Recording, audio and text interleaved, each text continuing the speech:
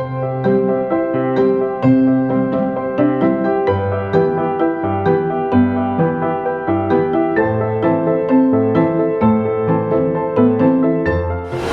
the special Boston Lanka program, we have Ruwanamali samarakoon-amunugama joining with us from Canada. She is the author of a new book, a new cookbook, I would say, and it's a Sri Lankan cookbook. And the name of the cookbook is Milk, Spice, and Curry Leaves. Mm-hmm. Welcome, Ruwanamali. Thank you. Thank you for having me. So I'm very excited actually to have this conversation about your unique, I would say, unique cookbook that you have published. And thank you so much for sending us a copy before this interview or the discussion. So I got a chance to look at it. So let's talk about your this wonderful book. So what is unique about your cookbook from other cookbooks, Ruwanamali? Actually, I would say the main thing is, I think it's probably the first Sri Lankan cookbook published by a publisher in North America. So that's hugely unique because Sri Lankan cookbooks have been published in Australia and the UK, but they have not been published in North America. So I think that's probably the most unique aspect of the book, is that when someone now goes into a bookstore and goes into the ethnic aisle to look for South Asian cuisine, they will find a Sri Lankan cookbook, hopefully, on the shelf. Yeah, so I know it's published. Is it available freely? Yes, it's available via Amazon, via Barnes & Noble, Chapters Indigo. It's available in the United States, Canada, UK, Australia, and India. So it's a real accomplishment, I think, for the community. Yeah, I mean, I should congratulate on that because, it's not an easy task to publish a book and to make it available around the world. So congratulations. Thank you. Thank you. So, when people like to find their recipes nowadays, most of the time what they do is go online, internet. You can find everything.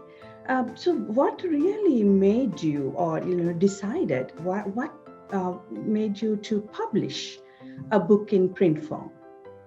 I grew up with a great respect for literature and books. I was surrounded by that growing up. My father had bookcases of all kinds of books, and my mother cooked a lot, and so she always had cookbooks.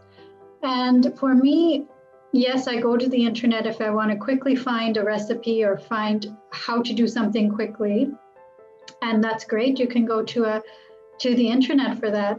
But if you're really trying to learn any cuisine, having a cookbook that really helps to describe the methods or the techniques or the story behind a recipe, the fundamentals. It's just like, when Julia Child shared her cookbook with the world, Mastering the Art of French Cooking, it was really embraced because people then could learn instructionally how to reproduce a recipe. And I think then it allows people to take their own time with the book, read the book, find the areas they want to work on. And, I think it's a much more substantial way of learning that I value. Yeah, I think you're very correct because when I look at your book and when I read it, I learned so much because it's the information that you have given in your cookbook is not just about the recipe, but you have explained everything that, when you cook, you use a lot of utensils. You have explained even about the utensils and the ingredients that we use. I mean, it's so wonderful, and I would say it's very educational too for people, especially if you're really targeting the second generation or third generation of Sri Lankans in the world. I think for those people, like my daughter, I would say would really learn so much about Sri Lankan cooking from this unique cookbook. And let me also ask you why you decided to include only the hill country recipes of Sri Lanka in your book. Actually, it's not just only hill country, it's predominantly hill country, but there are still several other recipes that reflect the country's diverse cuisines. The majority of the vegetarian recipes are hill country because that is where my mother grew up in Paradenya. Her mother raised her in Paradenya Kandy. And these are the recipes I largely grew up with, not really knowing it was from this particular region, or not maybe taking for granted it was from this particular region. But it was really to also highlight to perhaps people who are not Sri Lankan that when you say Sri Lankan food, it's not just one lump or clump, or to sort of generalize Sri Lankan food according to a country. Mm-hmm. It is very diverse in the cuisine all over the country. And it's so beautiful that way. And so it was also a way to educate people that, number one, it's Sri Lankan cooking, different from, say, Indian cooking. And then within Sri Lanka, you have all these beautiful regions that, and the food reflects the beauty of that region. And in hill country, it is not, something I was trying to communicate. It was also the region, the climate, the environment, the way of life, because it's more rural and simplistic. And, and then it was the vegetables and the fruits that predominantly my grandmother and my mother make, so. Yes, talking of grandmother, Ruwanamali, because inside I saw some, I don't know whether you can see this, the Sri Lankan writing. Yes. I'm sure this, the writings and the recipes that written in Sinhalese, the original recipes either from your mom or grandma. I mean, it's so wonderful. It's beautiful. Yes, that was my father had asked his mother to tell him recipes before he came to Canada. So while she was still living, she dictated to him and he wrote these recipes and he brought it with him and that's actually the very book. So if that first page, the cover, that exercise book, that's actually the book he brought with him to Canada. And those are, it's a very meaningful thing to have your grandparents, and the book, of course, is dedicated to my grandparents. Not just meaningful, it's so valuable that you really saved all those, the original copies or the exercise book that, your grandmother or mother wrote on those recipes on. Anyway, here's my next question. In the book you wrote, some aspects of Sri Lankan cooking have remained unchanged across generations. Could you please elaborate on that?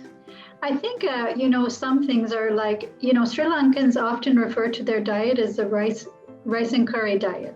So that's something that really hasn't changed, even though there's been influences from other maybe ethnicities coming into the country. The rice and curry diet has largely remained.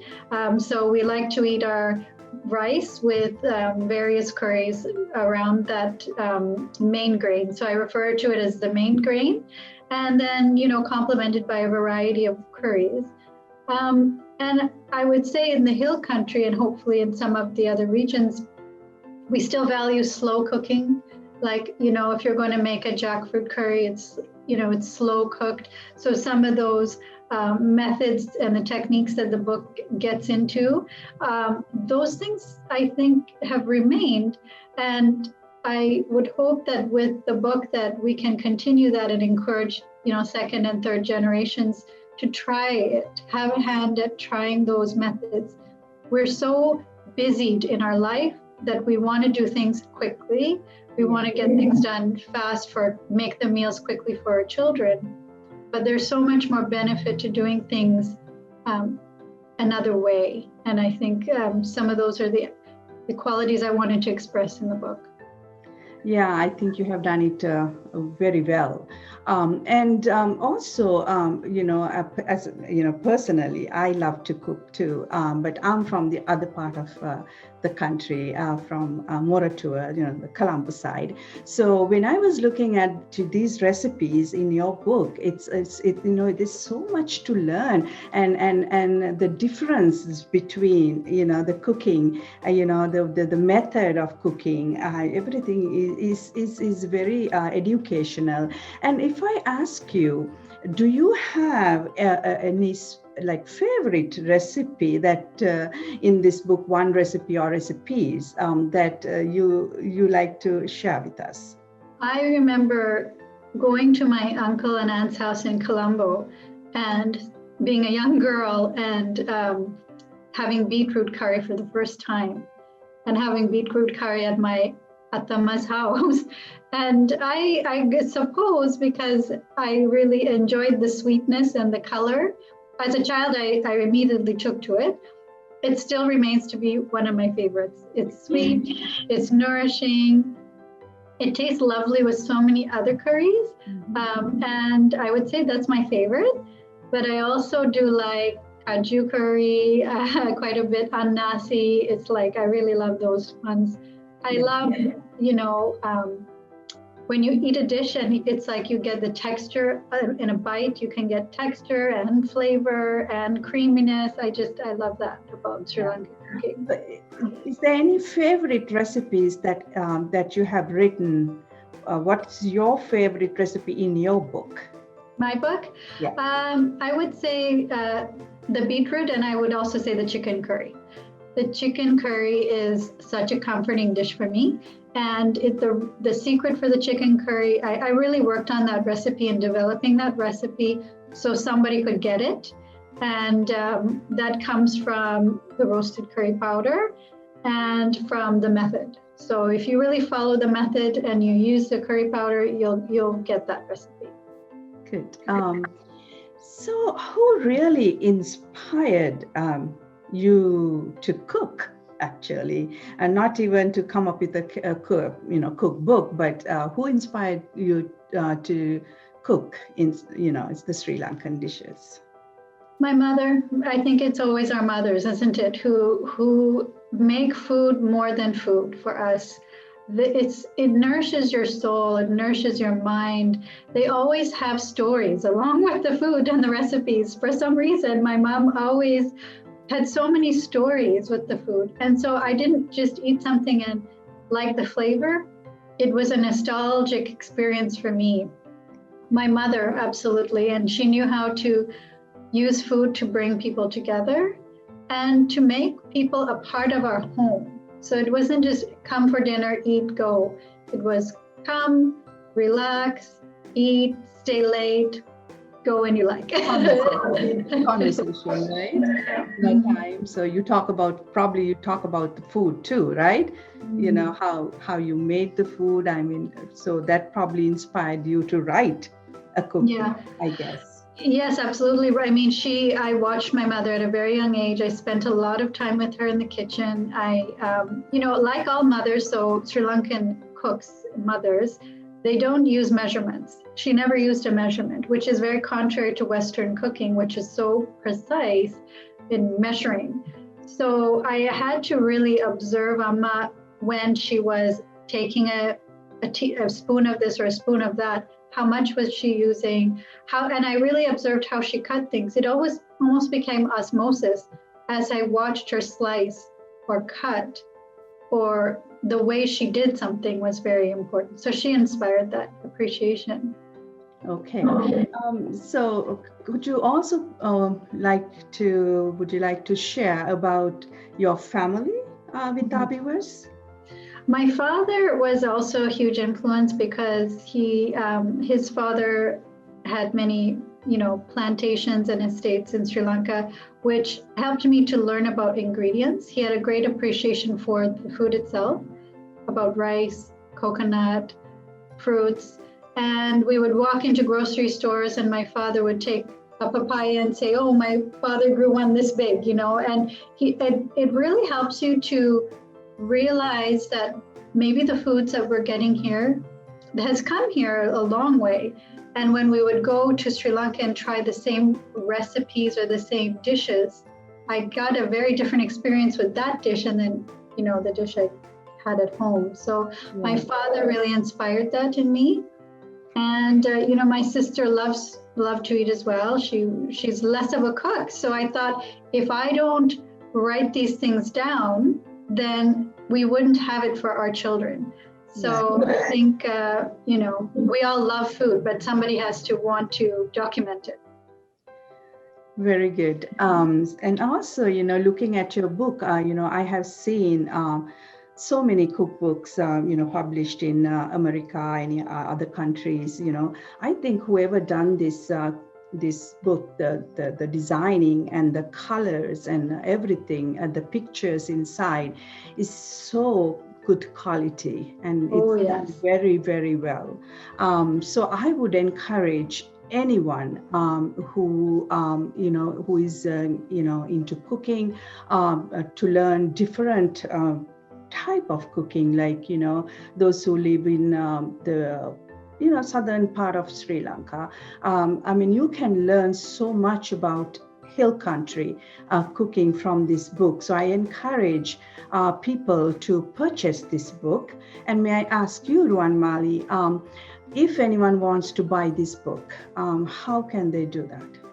They can just type in the title, Milk, Spice, and Curry Leaves, into Amazon.